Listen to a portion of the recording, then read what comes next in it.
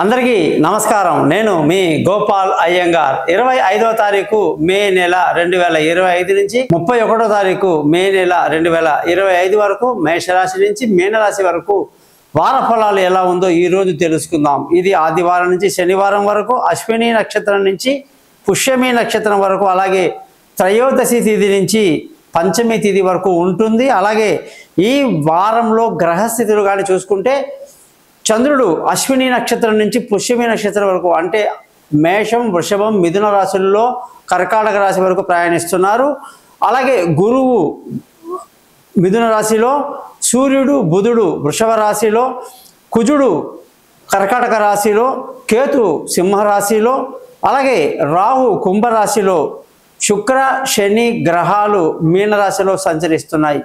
ఈ సిచ్యువేషన్లో రాహు కేతు మధ్యలో అన్ని గ్రహాలు పూర్తిగా ఉన్నాయి కాబట్టి ఈ స్థితిని కాలసర్ప దోషము అంటారు. అందులో అనేక రకాల కాలసర్ప దోషాలు ఉంటాయి. ఇది రాహుగ్రస్త కాలసర్ప దోషము, సవ్యమైనటువంటి దోషం అన్నమాట. అపసవ్యము సవ్యమని రెండు ఉంటాయన్నమాట. సో ఇది అంత ప్రమాదకరమైనది కాదు. కేవలం ప్రజలకు చిన్న చిన్న భయభ్రాంతులు గొలిపేటువంటి విషయాలు, యుద్ధ భయాలు లేదా దేశానికి సంబంధించినటువంటి అభద్రతా భావాలు ఇవన్నీ జరుగుతూ ఉంటాయి. జనరల్గా ఈసారి మా చిన్నతనం నుంచి మేము చూసినటువంటి బీభత్సమైనటువంటి యుద్ధ వాతావరణాలు వేరు. 72లో పాకిస్తాన్ ఇండియా యుద్ధం జరిగినప్పుడు ఉక్కు మనిషి అనేటువంటి ఇందిరాగాంధీ ఆ పాకిస్తాన్ని 2 ముక్కలు చేసి పడేసింది. అదే ఇవాళ బంగ్లాదేశ్ అంటారు. అలాగే అవకాశం దొరికినప్పుడు మనం ఆ దేశాన్ని చిన్న చిన్న దేశంగా విడగొట్టే అవకాశాలు ఎన్ని ఉన్నా కూడా ఆ ప్రయత్నాలు ఈరోజు జరగట్లా. కాబట్టి ఆ రోజులన్నీ వేరు.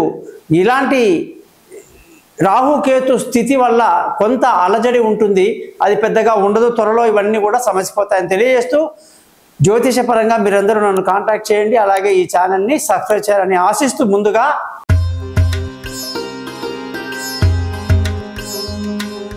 మీనరాశి వాళ్ళందరికీ కూడా 25వ తారీఖు మే నెల నుంచి 31వ తారీఖు మే నెల వరకు వారఫలం ఎలా ఉందో చూద్దాం.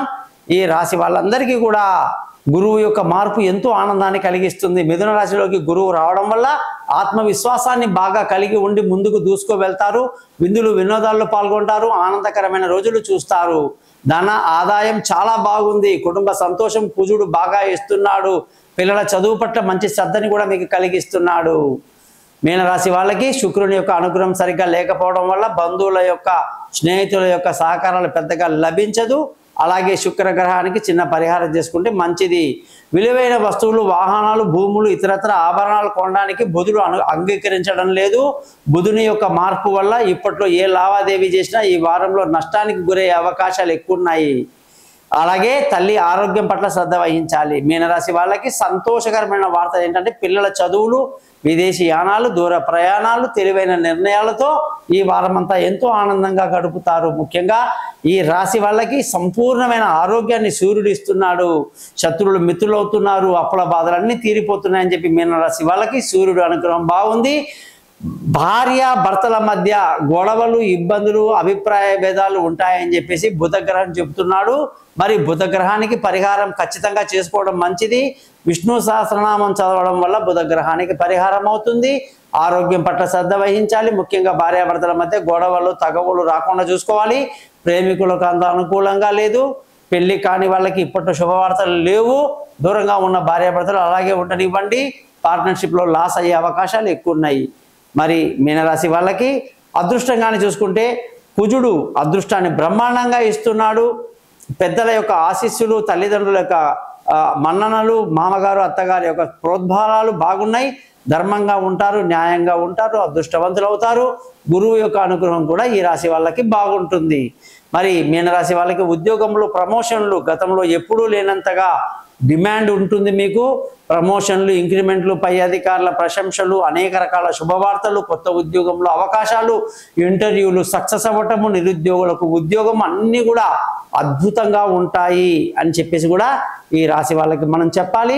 ముఖ్యంగా వ్యాపారం చేసే వాళ్ళకి, మీనరాశి వాళ్ళందరికీ కూడా శని గ్రహం యొక్క అనుగ్రహం వల్లనే వ్యాపారంలో మంచి లాభాలు కూడా ముందుకు జరుగుతుంది.